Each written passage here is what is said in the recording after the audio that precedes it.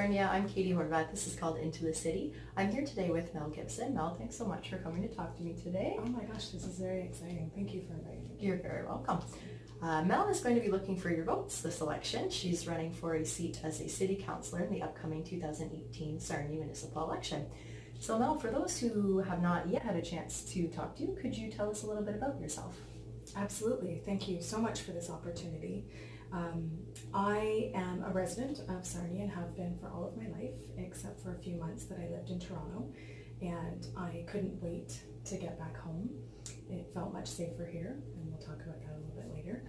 I am married for 22 years. I have 3 awesome children, of which 2 are in their early 20s, and I still have 1 in high school. All 3 of the kids are very involved in a lot of Sarnia activities. So my daughter is a writer, so she has a book in the local bookshop. My older son is going to enter college, and he wants to work in the industry in Sarnia. And my youngest is heavily into theater and air cadets. So very cool. It's very interesting to see how they're reaching out and they're developing connection with the city. I think it's awesome. And personally, I have been in a service industry type business for pretty much as long as I can remember. As probably from the age of 13.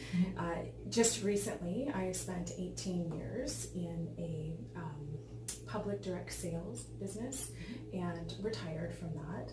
So I do have a strong connection with being of service to people, to being in the public, and I really was searching for something that would have the same type of effect, but not sales related. Right.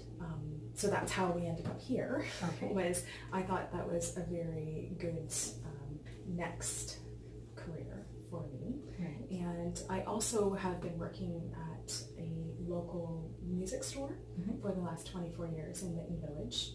So again, a lot of good experience there of what a small business is like and what a community center could look like. And I was really hoping to use those experiences as a city councillor. I also feel that I bring to the table cooperation, a quiet calm. I believe that everyone has a right to have a voice. And that we won't always agree. We can't have 100% agreement all of the time, but you can come to good solutions together. I don't think there's any problem that doesn't have a solution and can be found calmly and respectively. Great. Do you want to share what the business was that you were working with and retired from? Oh, absolutely. So for 18 years, I sold Pampered Chef. And I made it to the upper level directorship, so to speak. And I ran a $1 million organization. I have traveled all over the world with them, which is an enjoyable experience. And it makes you really grateful and thankful for the hometown that you get to come home to, which is really, really good. And also, I helped an organization of about 50 people on my team, so I do have a basic understanding of how to bring people, different personalities, to the table to work for their own personal goals, to achieve things that they really want to achieve. So I think that's another really awesome skill to be able to bring to City Council, is to be able to set goals, have steps for those goals, plan, and really put things into action. Many people, some of the things that they'll say about me is that I have a strong work ethic. I will work until it's done. I want to make it happen. I feel that everything should have a good, precise timeline, and you should start it and you should finish it. And I also work for a band, Goose and Music. So it's a cute little music shop in Mitten Village, and I love the experience there because it's different than working for giant corporations. Definitely you get the pulse of what's happening with community, and it's everything from youth to elderly that come in there, so you get to see a lot of changes. And over 24 years there's been a lot of changes, even in that neighborhood. Right, for sure. Which definitely needs to be addressed, I would think, as well. Personally, I do a lot of volunteering as well. I am the chairperson for the civilian side of the Air Cadet League, or sorry, the Air Cadets in Sarnia. Okay. And it's a wonderful youth organization, absolutely amazing. So I do have a lot of experience with meetings, bylaws, governance that way. Right. Holding them, chairing them. And I also work with the Women of the Moose, which is a community group as well, and they literally work to give money back to the community and to Moose Haven, Moose Heart. So Wow. I do have a lot of, community outreach as well. So I think that's another key point that I can offer people. Yeah. Lots of experience in Sarnia. Yes, very much so. Yeah, no, that's great. So when you're not volunteering and working and raising your girls, so what do you like to do in your downtime? Oh gosh, downtime. Do you even have downtime? That's great. Well, my daughter bought a home in Sarnia, which again is a wonderful experience, a very interesting experience. So bringing that to the table is another key point. We spend a lot of time helping her do renovations and do that as well. Yeah. We also have an international high school student coming in September, That's fun. which I think is a very thrilling, exciting idea. He's going to be going to Northern, so we'll have a different experience that way. My son attends St. Pat's, so that will be kind of neat. But it will be fantastic to be able to take him around town and see Sarnia through someone else's eyes. And where is he from? He's from Belgium. Oh, cool. Yeah. That's So very cool. I just, all these things tied together, I feel like my whole life has really brought me to this point where all these different experiences and these different jobs and these different volunteer things that I've done have brought me to right here today, at this day. Awesome. That's great. So at this point in the interview, I like to kind of switch gears and get to know some of your reflections on the current council and what we've seen in the last 2018 term. So first question regarding that, just in general, could you comment on the term and maybe some things that you felt were positive and some things that maybe could have been handled differently if you thought that there were any? Sure, absolutely. I think that recently, especially recently, there's been a lot of communication coming out from City Hall, which would be like your IT support and very social media driven. And I think those are some very good things. I think even just today, they posted about, did you know this is what we did in 2017? And those are some wonderful things because I feel like the image of maybe our city and our City Hall has been tainted somewhat. So when I say that, I mean things like when my sister, who no longer lives in Sarnia but was born and raised in Sarnia, inquires to me, what's going on there? It seems like, you guys have some situations and it doesn't seem like good news coming out of Sarnia. And it feels like, not that it's a laughing stock at all, but it's really piquing people's interest, maybe not where we want it to be. We want them to think of Sarnia as a beautiful place to visit and to come and see our nature and our things like that, or even come here to live. So when you have the news or the media going out that there's fighting and things like that that don't sound very positive, it's a very bad feeling. Right? So what I would love to see is that the next time my sister looks in the news or thinks about, looking up Sarnia, that it's positive. It's positive feedback that's coming out. I also feel that the very fact that there's 28 people running for 4 seats really speaks volumes. It really, really does. That there are people out there that maybe wouldn't normally be looking to City Hall as a place to put up shop, like to work, right? Yeah. So I feel like people really just want to be reconnected and they want to feel like City Hall is a place for everyone, that you have a right to speak up and someone will listen. Right? So to me, I'm sure that everyone on City Council feels that they are doing the best job that they can, right? Is it the best job that they can? Only they know that. Right. And for me personally, I didn't wake up thinking I want so-and-so's job. I felt that, there's 3 vacant seats and I would like to earn a spot at that table. Right. So that, for me, that's what it is. I think only the people that are on those committees really know what is going on there. Right, right. And I do love that the feedback now that's coming out, the communication that's coming out is very positive. Yeah, it's definitely a positive move. So as you mentioned, there were just kind of tainted a little bit because of some of the stuff that had happened. So if you are elected, do you have any thoughts on how you could potentially restore the trust between the taxpayer and those at City Hall? You know, I love that question.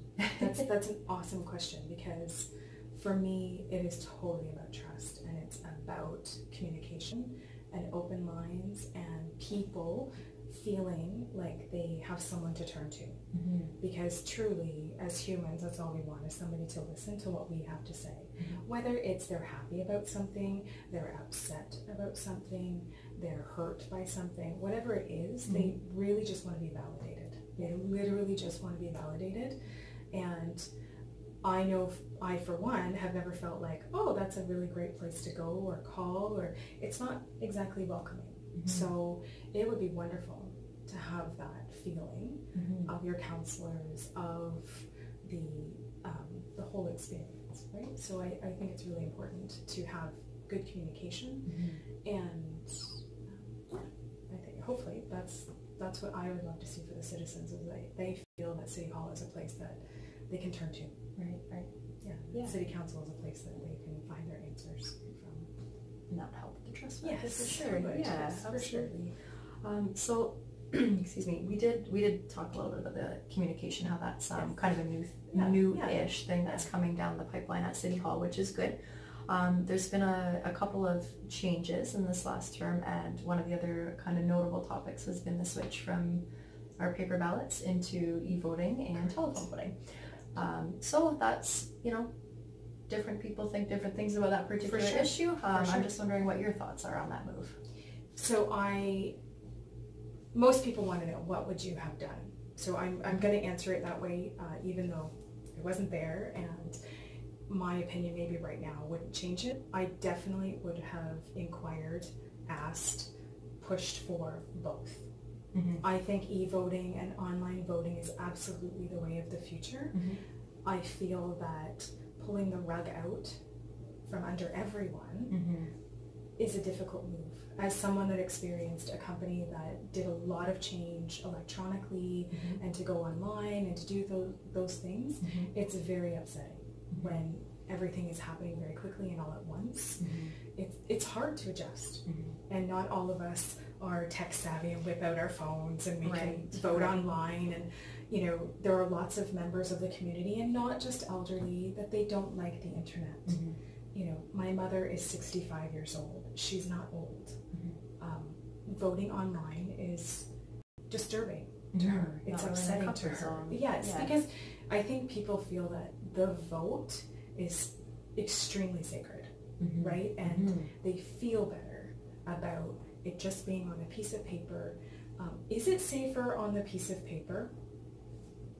Maybe yes. Maybe yes. Yes, maybe no. I think at the end of the day, if somebody really wanted to mess with something, they're going to. Mm-hmm. Paper or electronically. I for sure would have requested, because how much more could it have been to offer one station Mm-hmm. that did have paper balloting? I'm not saying do everything that we always did Right. and add electronic. I would have definitely said, okay, I appreciate what you're going through, and that paper balloting is really the only way that you feel comfortable. Mm-hmm. Can we just have one station? Right. Right? Just so don't take everything away, Mm-hmm. but really speak to how they're feeling, Mhm. and accept the fact that not everyone is comfortable with online and telephone voting. Right. Okay. So that'll be it for current council reflections. Okay. Now we're going to move right into your specific issues, what you would like to bring up on your campaign, kind of your platform. So I guess we can start with, just in general, tell me about your platform and what issues are most important to you. Awesome. So I very much am a person that when I'm unsure of what lies ahead, this is all new to me, and I am a very quick learner, and I promise to work very hard, but at the same time, there's a lot of issues that are coming in. I have heard some really amazing questions, things that I honestly truly had never thought about. Mm-hmm. The urban sprawl thing, is very cool. I think just understanding how to use the city better to building homes and things like that. So for me, it's very much, let's get back to the basics. Let's look at the fundamentals of what every single citizen deserves. So for me, that's how I have approached this. So what 5 things do I think are very key to everyone? Safety. Number 1, public safety in all parameters, whether you're talking about from your home to riding the bikes to being in parks to so many different things. I think it is extremely important to work together with all the services that have to do with public safety and really work with them and develop and continue to develop and expand on programs that are in place. But even if you wanted very specific things like the needles in the parks, my daughter lives by, is it Rainbow Park, like right on Christina Street. During the day, it's very pretty. It's lovely to walk through. The minute the sun goes down and there's no lights anymore, it's open season for not being safe anymore. Right. That's terrifying, right? That you have somewhere that's safe during the day and then not at night. Well, what does it look like the next day then? Right. Yeah. So things like that, I think it's really important to look at the city and public safety. Number 2, does everyone have somewhere to live that they can afford? Right? Affordable housing should not be a privilege. It should be, it's a basic human need, right? It's a need. Yeah. So what does that, a lot of us already live somewhere. A lot of us already have homes or apartments, but even having somewhere affordable to live, I think that is key, and we really should be addressing that. Does that mean we need more housing? Does that mean we need to make it less strict to build apartments or the bylaws, those types of things? So again, learning curve for me, but that's what I would say is everyone deserves a home or a place to live. Right. The third one would be work. Yes, it's another important factor. A very important factor. So it's great to live somewhere, but if you can't pay for that. And the jobs, it's not just industry. It's not all the Chemical Valley jobs. I think we have to keep diversifying and growing from that. And we still need everything from someone to serve our coffee to someone to make the rubber at the plants or the oils or things like that. So I think continuing to diversify and fill the space that we already have, right? Like find the empty shops and really be working with developers and people that want to come to Sarnia and do the things that it takes to bring more jobs to the city. The fourth would be very important for all ages, I think, and that's the proper medical care. So does everyone have access to it? Are the youth being taken care of mentally and physically? Are the elderly, do they have all the services that we need here in this town? I just think it's very, very important to everyone to have proper access. And then there's so many different things under each of these umbrellas that you could go on for days about each of those. The fifth one is kind of fun. It's not mandatory, but it's something to do.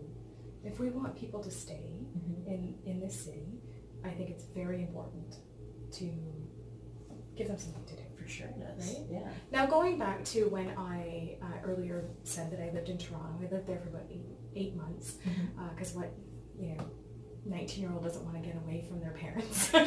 Yeah. Right? But when I was there, I felt very unsafe. I felt very overwhelmed. And I suddenly really desired to be back home. And so now when I look at that, and I think I have children now that are that age, do I want them to maybe fly from the coop and maybe experience the world and go away to school if they want to go to university or spread their wings a little? For sure. It's great to have that experience. It's just like world travel.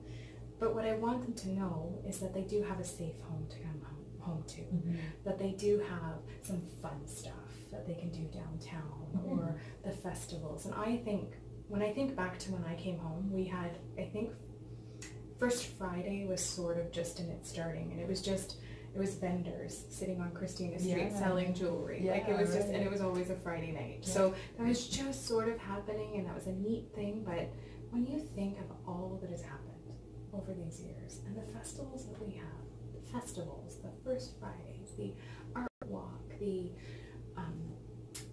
concerts, like it really is incredible. There's been a lot of growth. 100%. Yeah. And it's not like that needs to stop. Mm-hmm. Because as with anything, you need to keep regenerating and you keep renewing. You can't just sit back and say, oh, it's good now. Yeah. It's okay. Yeah. There's always work to be done. 100%. So the things to do, I think, for sure, there's so many other things that can be addressed. And it's really neat, I think, to start using all of our space. There's a lot of good about Centennial. Mm-hmm. There's some things that maybe I wouldn't have chosen to do, but I think it's really important too to move those festivals around the city and not just concentrate on one spot. Like let's use our whole space. Yeah. Right? Like let's get people visiting different areas of town. Because there are a lot of good spots. There's beautiful, yeah, beautiful spots. You know, like Germain, the flowers are gorgeous. You've got your baseball diamonds. And let's address, like, if all the tennis courts aren't being used, if they're being left in disrepair, like at Norbury, could that be better used? Yeah. Could it be parking?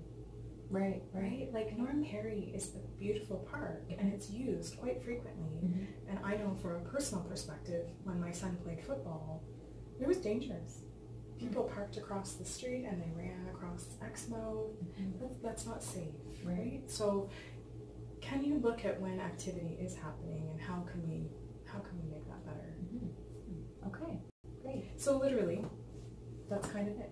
You want to be safe, you want to have somewhere to live, you want to have a job, you want to have proper medical care, and you want to have something to do. Covers all the bases. That's pretty much, yes. Yeah, no, that's a great answer. So I will touch on, you had said, of course, you want jobs once you get your affordable housing, you got to be able to pay for it. Absolutely. And you did mention it doesn't have to all be industry. So is there any kind of industries or specific areas of business that you think would do well in Sarnia or that you'd like to see coming into our city in the future? That's a funny question because when you start getting out into the public and you're meeting people, and that is another thing, like that's your lifeline. You need to hear what they have to say because that's when you will find the coolest ideas, right? People are at home. They might not want to take this seat. They might not want to be in charge, but they do have wonderful ideas. So in terms of shops and stores and things, I don't know that I've heard anything too wild and crazy, but it's a lot of them do want to see like the bigger names. When you think about the Exmo Plaza that is really empty, like where the old Price Chopper and the LCBO used to be, could we handle an IKEA or a Costco? And I know that sort of floats around a lot. It's a lot of wishing. Even though we're near Port Huron, it's a bit of a detriment, I think, sometimes for the bigger stores. So thinking outside of that, what else could we do?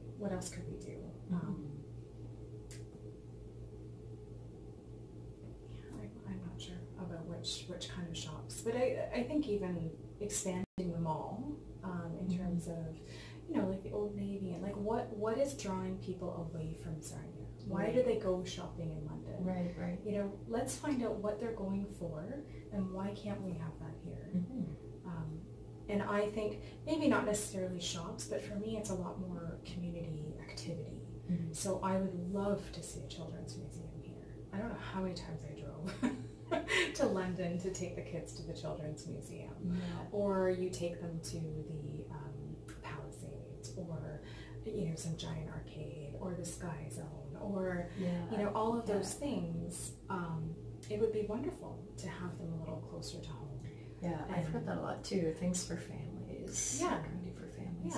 Yeah. I think that would be kind of cool, like having a bigger community center, or having access from, if that's what you're going to do, like creating more of a children's space, a family space. Like we have downtown. It's beautiful. It's lovely. It's great for shopping. The food is phenomenal. The different choices, because I do hear that a lot from my out-of-town guests. Is man, you guys have a lot of different restaurants, right? Not your typical Casey's, and you have a lot of unique things. We can have that for families as well. I think we can create that, and maybe use that in conjunction with the transit. Like, could you picture a children's museum and a children's a family kind of area, and then a bus picks them up there and takes them to Canatera.